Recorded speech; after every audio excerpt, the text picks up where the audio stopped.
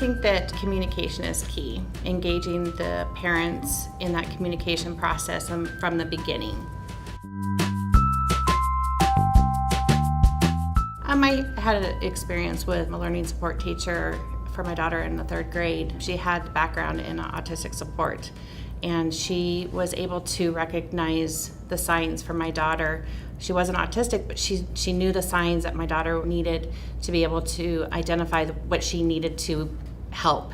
I was able to go into the school in the morning and say she was struggling this morning and she just needs to have help to regroup so she can have a positive day. That helped for me in the morning to be able to walk into the classroom and be able to have her help her so that she could have a positive day, helped me know that she could have a better day. And that teacher was instrumental in the change of the course for me to be able to work with the school. I've had phone calls, emails. I've had them just follow up because my daughter has extensive headaches, eye pains. She frequents the nurse. So they follow up with me on a regular basis to say, she has gone to the nurse several times this week. Do you want us to do anything? We have done this for her. Do you want us to do anything else for her? So that constant communication with me just to follow up is instrumental also to communicate with the parent at home to see if they need to do anything at the school level. I think in the very beginning, after my daughter was exiting kindergarten, when she said, I think you really need to get her evaluated.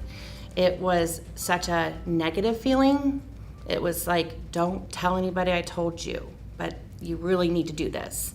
And it was like, shh, don't tell anybody, And I know that it comes from the school professionals, and it's like the schools can't tell you to take them to the doctors, but it was, it just came across like I wasn't supposed to be told.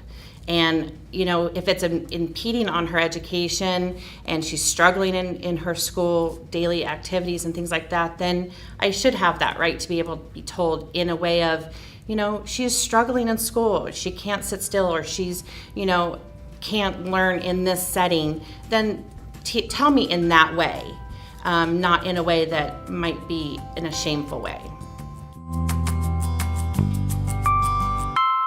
I think that parents need to be introduced to all staff that are going to be around that table. We shouldn't walk into an IEP meeting and not know who's around that table and be surprised and be feeling intimidated that there's this surrounding table of everybody and we don't know who they are and you don't have that voice and you're just sitting there by yourself. I think that in the beginning of the year we have open houses and we get to meet teachers that our kids get to have that whole year, but we don't do anything as far as our special education directors, our special education teachers. I think that we need to do a little bit more in educating our parents to be at the center of the table and having their voice be heard and giving them the tools to be able to have them sit at the table and educate them to be able to have their voice be heard along with everybody at the table. So that's not just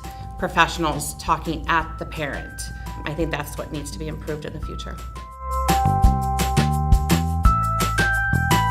If we have that open door policy with teachers, with school, being able to communicate all the time, being able to say, this is what's happening at night, this is what's happening in the morning, being able to say, we're struggling with homework, we're struggling with getting my daughter to school.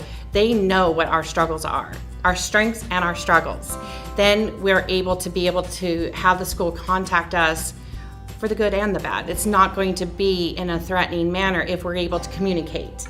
And I hope that the schools can be able to contact us without that blaming sense if we're communicating all the time. Try listening to what the parent is saying. The numbers on the tests, the numbers that you're getting in the school are not always what you're seeing. We have seen the numbers in the school always being, oh, she's passing, but she still can't read. She can't do anything outside of the math and the reading, everything. For the past, she's going into middle school and she still can't do these things. So it didn't transfer. So even though we were studying it, repeatedly. You need to do more than just look at the book scores and talk to us. Listen to the parents. Investigate a little bit more than just what is on paper.